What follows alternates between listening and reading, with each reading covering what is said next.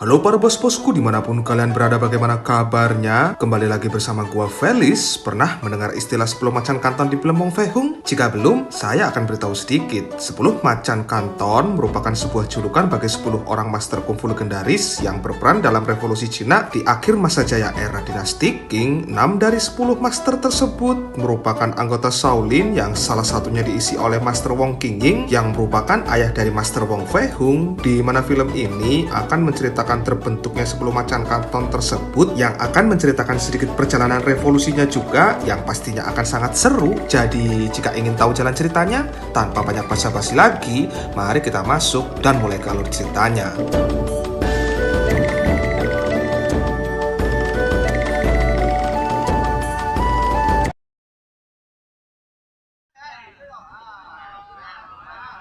Di awal film, kita diperlihatkan dengan seorang pria, kita sebut saja dia John, tengah menemui keponakannya yang bernama Liang untuk melakukan balas dendam terhadap seseorang yang diketahui balas dendam ini dimaksudkan untuk membalaskan kematian ayah Liang yang merupakan kakak dari si John tersebut, di mana usut punya usut, orang yang hendak dibunuhnya merupakan murid dari pembunuh ayahnya Liang. Yang perlu diketahui, pembunuh ayahnya Liang sendiri merupakan anggota dari 10 macan kanton dan mereka berdua berniat menghabisi generasi terakhirnya. 受人係廣東十父，呢5個係佢哋嘅徒仔同後人。 Ternyata murid dari generasi macan kanton sendiri jumlahnya ada 5 orang dan memang mereka semua saat ini tengah berjudi bersama karena satu dari 5 murid tersebut kebetulan bekerja di sini dan mereka sebenarnya tengah senang-senang bersama karena mereka ini sebenarnya tidak tinggal bersamaan, di mana untuk membunuh mereka berlima, si John memilih menunggu kelimanya terpisah satu sama lain terlebih dahulu, yang cara tersebut memang paling efektif mengingat kelimanya jago kungfu dan cara yang hendak digunakan pun John akan memakai sedikit trik karena dia sadar kungfunya tak sehebat kelima macan kanton tersebut. Dan setelah menunggu cukup lama, akhirnya si John menemukan kesempatan untuk membunuh yang bekerja di sini. Karena kondisi keempat temannya saat ini sudah mabuk berat dan keempatnya pun saat ini memilih beristirahat di kamar saja.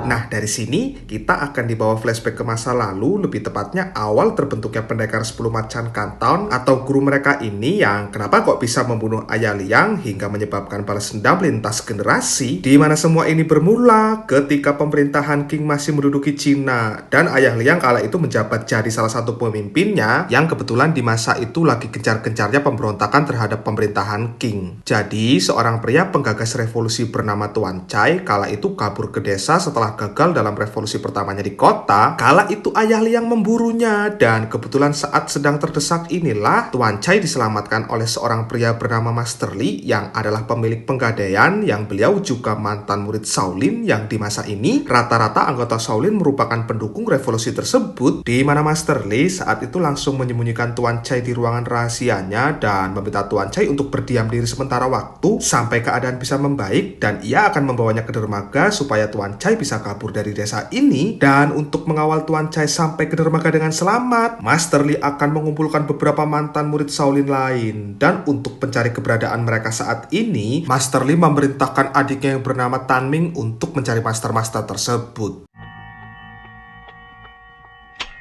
Dua master telah hadir, masing-masing bernama Huang Cheng dan yang satu lagi bernama Huang Ya. Dan karena ada dua master lagi yang hendak dimintai bantuan, Tan Ming bersedia mencarinya lagi. Dan Tan Ming yang dikenal temperamen ini akan menggunakan kungfunya jika nantinya ada yang menolak. Pria ini bernama Wong Qingying. Kenal dengan sosoknya? Ya, benar sekali, ayahnya Wong Fei Hung. Dia merupakan satu dari kedua master yang dicari. Lewat gaya temperamennya, Tan Ming mengajaknya dengan nada yang tidak sopan, yang hal itu membuat Master Wong kesal. Lantas terjadilah pertarungan di antara mereka, di mana karena kungfunya sama-sama tangguh, keduanya tak ada yang mau mengalah, sampai datanglah Master Li yang memisah, dan Master Li menyampaikan tujuannya, yang Wong Qingying pun bersedia. Lalu pergilah Tan Ming untuk mencari master yang terakhir. Dan master yang terakhir yang diketahui bekerja di dermaga bernama Su Haiyu ini juga harus terlibat adu kungfu terlebih dahulu dengan si Tan Ming. Karena dengan sosok temperamennya tersebut, Tan Ming malah membuat kekacauan dengan menghajar murid-murid Su Haiyu terlebih dahulu. 我本來要揾蘇克虎嘅，而家你哋惡成咁，咁咪要領教下啦。師傅，有個人走嚟撩事鬥非，出手打人啊！蘇克虎啊，你係邊個啊？譚文，上嚟碼頭搞事啊！未夠日子啊！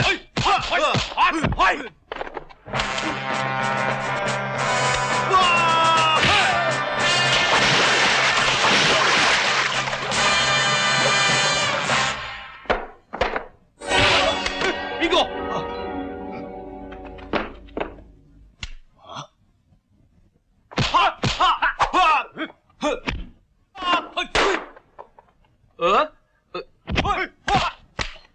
閣下係蘇克虎啊？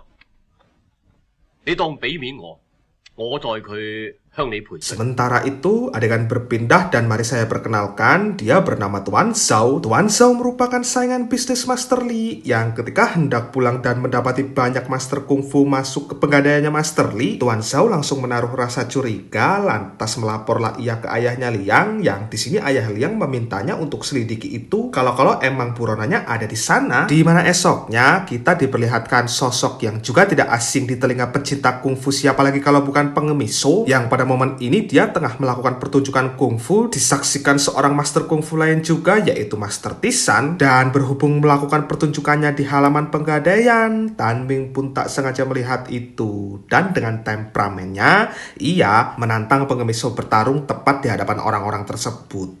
嚟啊，喐手啊！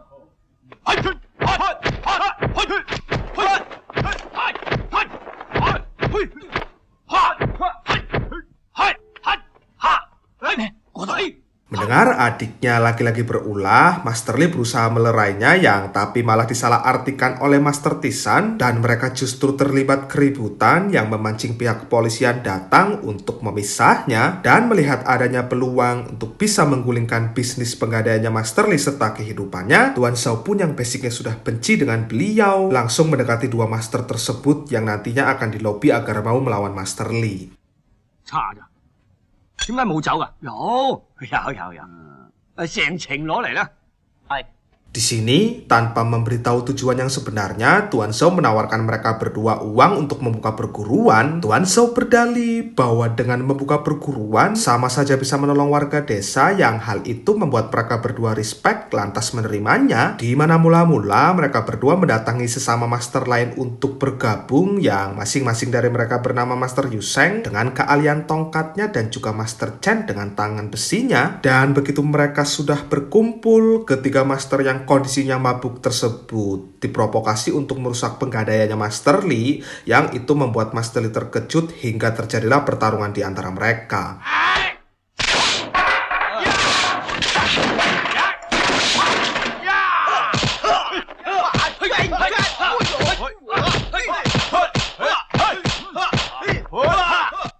係邊個叫你嚟搞事嘅？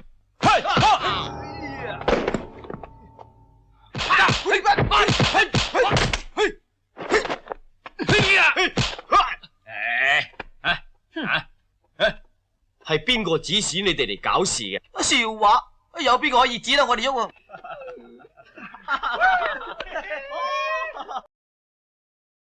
Singkat cerita, esok hari pun tiba. Sesuai janji, Tuan Zhao meresmikan perguruan mereka yang peresmiannya saja ditonton orang banyak dan cukup mewah untuk launching sebuah perguruan di kala itu. Di sela-sela acara berlangsung, Tuan Zhao mendapat panggilan dari ayahnya Liang yang rupanya melarang keras dibukanya perguruan tersebut di wilayah ini, di mana Tuan Zhao di sini menjelaskan dibukanya perguruan tersebut semata-mata hanya untuk melawan Master Li, yang itu langsung mendapat restu dari ayahnya Liang. Lantas pergilah Tuan Zhao ke rumah bordir dengan maksud ingin senang-senang, dan pucuk dicinta ulang pun tiba. Ternyata Master Li ada di sini juga bersama Tuan Chai yang ingin ia sembunyikan di sini. Yang jelas saja itu membuat Tuan Zhao langsung bergerak, lantas melaporkan hal ini ke ayahnya Liang. 我有條橋咧，我挑撥佢哋去妓院度搞事。 Dengan memprovokasi ketiga masternya, membuat mereka bertiga mendatangi rumah bordir tersebut untuk melakukan serangan dan...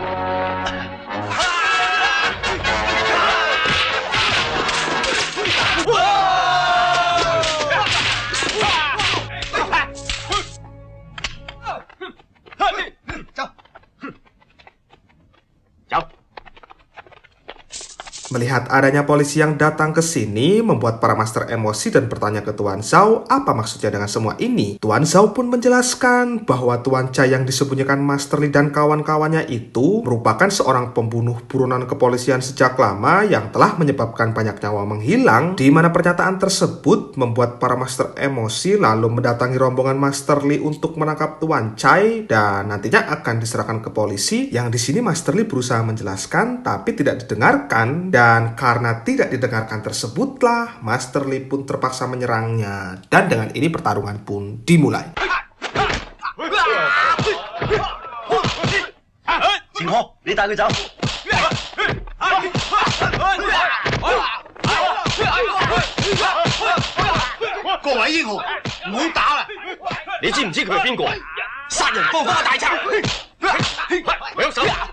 唔通連蔡文義先生係咩人你都唔知咩？蔡先生，聽講你喺湖南起義失敗，俾清廷緝捕向南逃亡，你就係蔡文義先生，天地會嘅朱紅英。 Nah, setelah mengetahui semua ini adalah penipuan semata, keempat master kungfu itu pun resmi bergabung juga, dan mereka juga siap akan mengantarkan Tuan Chai untuk pergi menuju dermaga. Dan dari peristiwa inilah istilah 10 mancan kanton itu pun lahir, yang dari sini terjawab juga bahwa mereka bukan hanya sekedar pendekar legendaris, melainkan seorang pahlawan revolusi.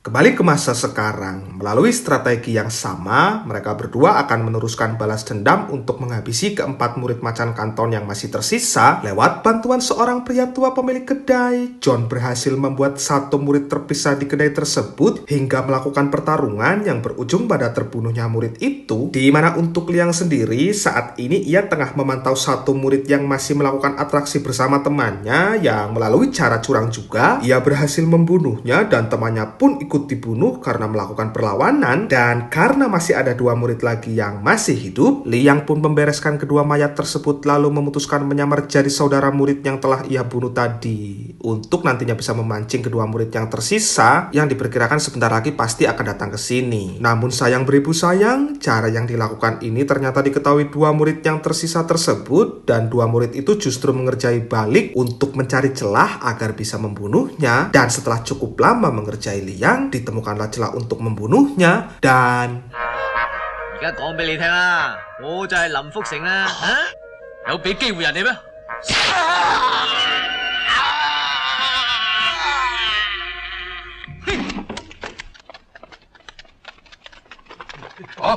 setelah berhasil membunuh Liang, mereka berdua melapor ke salah dua gurunya untuk meminta bantuan. Lalu mereka berdua pergi menuju ke rumah judi untuk melawan si John. Dan setelah terbunuhnya Liang dan dirasa dia tidak punya partner lagi, si John meminta bantuan ke seorang kesatria Wudang bernama Tongba. Dan dengan ini pertarungan antara mereka pun dimulai. 唔使炸低啦，黃超明、林福成同七爺知道你哋喺度做戲嘅。